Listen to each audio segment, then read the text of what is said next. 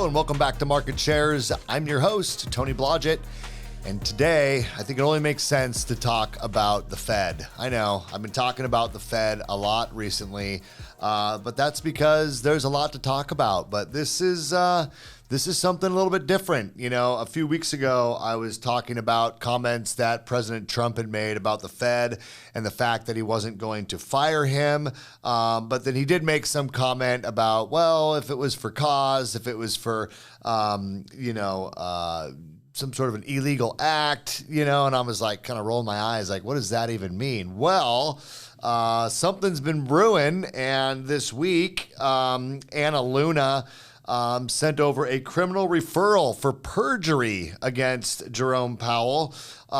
This just happened on July 21st, and this is in regards to statements made during his congressional testimony on June 25th.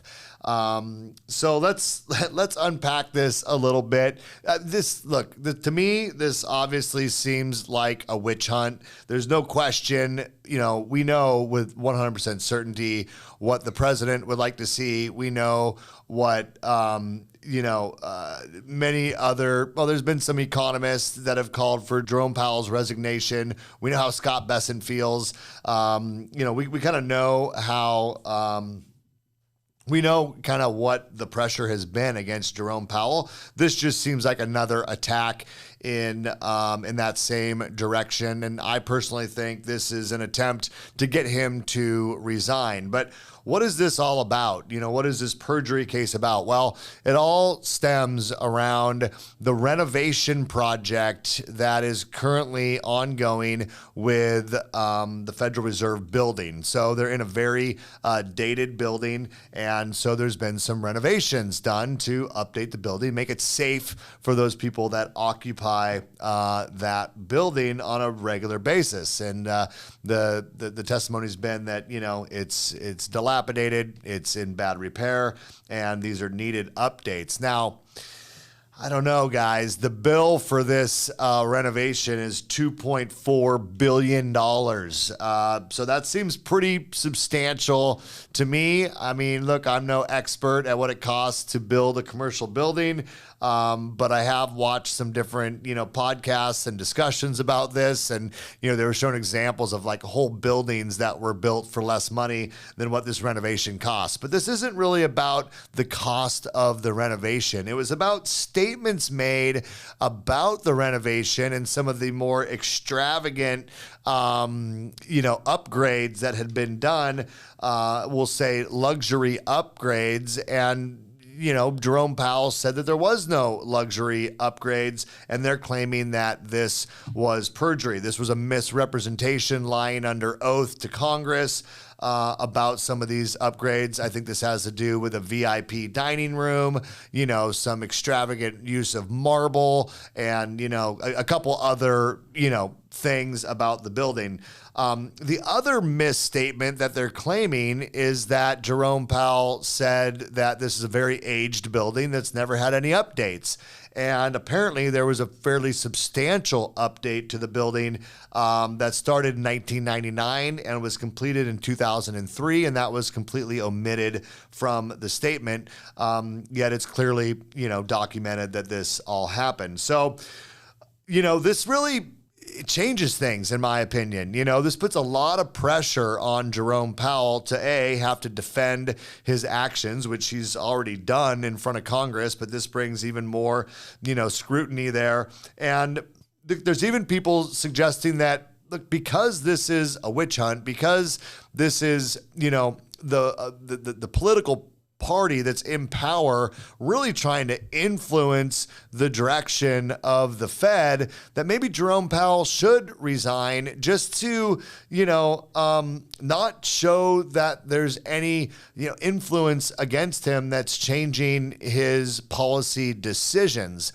Look, I've always held firm on this podcast that Jerome Powell is not going to take any direction from President Trump. I've said that over and over again. He's going to follow the data, yada, yada, yada.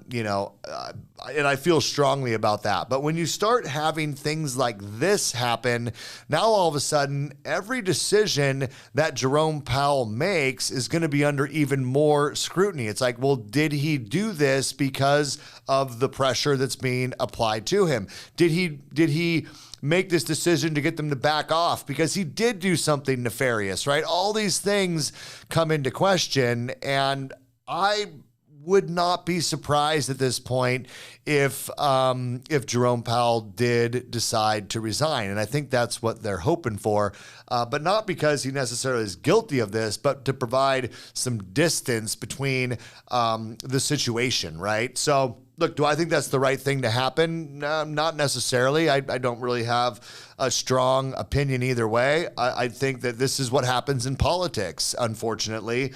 And this is kind of this, church and state thing where the Fed should be independent from what's going on. I do believe that. And I think we're blurring lines here and we're having pressure applied that might make more sense for Jerome Powell just to say, okay, I'm just going to distance myself from this whole thing. Now, what would happen if he did that? Well, we would get a new Fed chair. But in the meantime, what would that mean? And, all indications are it could create a lot of chaos in the markets if they're successful in getting Jerome Powell to resign under this pressure. Now, look, with all that being said, I've seen countless, posts on social media that Jerome Powell has resigned or whatever.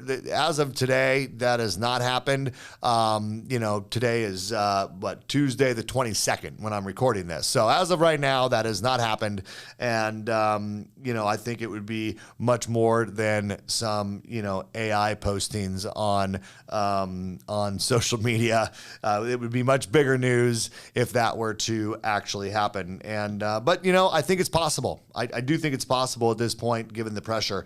And I think it would be, at least in the short term, pretty chaotic for the markets. All indications are that it would be pretty chaotic for the markets around the world, if that were to happen. One other thing I want to point out is the Fed did order their own investigation, if you will, into this building that's being renovated. And so they have a report being done by the Inspector General, a review by the Inspector General. Some people are claiming that this is just a stall tactic because, who knows how long it's going to take for them to do that review, and that possibly, it will just delay anybody really getting the facts about some of the decisions that were made in regards to this renovation. So obviously, if the Department of Justice decides to act on this criminal referral for perjury, that could accelerate any sort of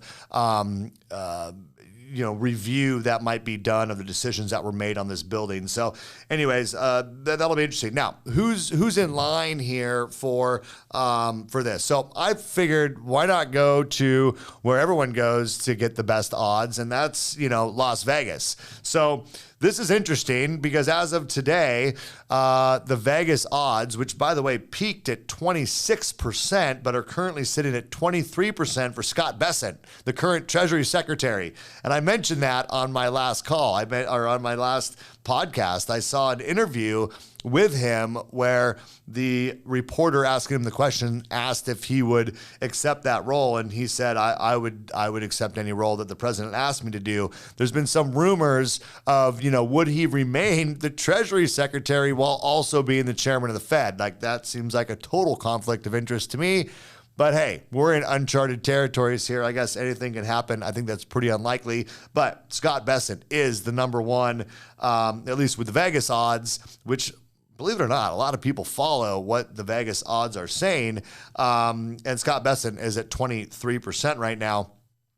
Followed by Kevin Warsh at 20, Kevin Hassett at 16 to 18, and Christopher Waller 12 to 14. And so, I think it's going to be interesting to watch how this plays out. But I think with any sort of political tactic like this, when they apply enough pressure, it started with the comments from the president. It started with comments from others in the administration, like I mentioned, Scott Bessent and others.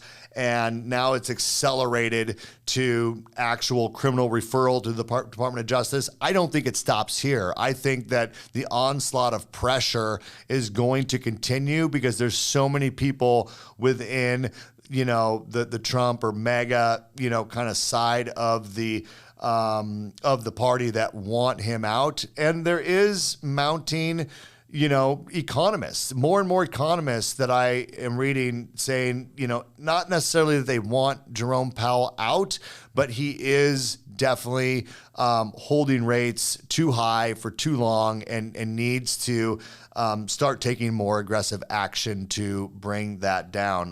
That's becoming more and more of what I hear out there from people who aren't on the political side of the spectrum here.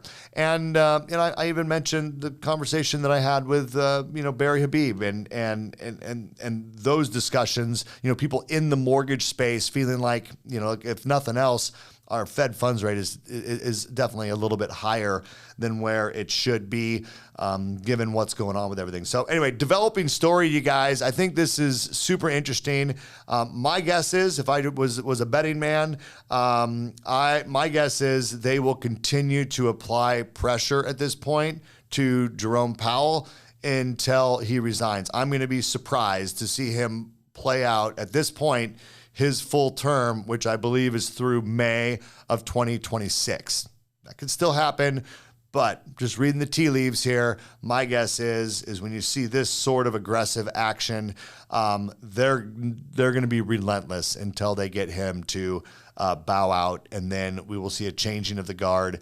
And then it'll be interesting to see the strategy that they take. Obviously, the president will have the ability to appoint this person. We know they're going to be extremely dovish. We know that, they're probably going to be more inclined to lower rates faster. Is that the right decision? I mean, that's got us in trouble plenty of times in the past. So I would much prefer a more balanced approach. But I, too, am falling into the camp that the Fed is waiting a little bit too long. For a guy that says he's only going to follow the data, we are definitely making a lot of decisions based on what we think tariffs might do, not based on the data, right? At this point, we have some data and we're not seeing rampant inflation. And so it does seem, in my opinion, that he's deviating a bit from, hey, I'm going to follow the data to, well, I got a gut feeling about this, concern for inflation. So I'm just gonna wait a little bit longer. And I think there's many reasons why that might not be a good thing. So I'd like to see something a little more balanced. I don't think we're going to get that. I think we're going to get pressure on Powell until he bows out, and then I think we're going to get someone who's going to push the current administration's agenda. I don't love that as the solution to this. I do wish Powell would have moved a little bit quicker, a little more balanced, and that's not what we got. So I think instead we're going to end up with something a little bit more chaotic as this plays out. Now, as a mortgage professional, I don't hate the idea that interest rates are going to come down. As a person who also is an American citizen and cares about the stability long term, I want to see us get away from this boom bust economy. It definitely hurts middle income people. It tends to enrich those that know how to play those markets, and it hurts a lot of people who are just your everyday average investor when we have these boom, bust, bubble, bust kind of cycles. And I think that if we put someone in there whose focus is on the president's agenda of driving down rates to help balance the budget and to just make the economy look really strong, there's always going to be ramifications to that in the long term. So Fed should be independent. Seems like we're blurring some lines. That's my hot take on what's going on with the Fed. And, hopefully this is an interesting topic, because I can't imagine we're not going to do another episode as this all starts to play out. But I appreciate your guys' time. Hope you appreciate my perspective on what's happening with Jerome Powell and the Fed. And we'll keep an eye on it. If you do enjoy this content, let someone know about it. We're trying to increase the number of subscribers that we have on this channel for a number of different reasons. It just helps our reach. So if you have not subscribed yet, please consider subscribing, because you also don't want to miss our episodes, which drop every Friday at 10 a.m. And until then, take care.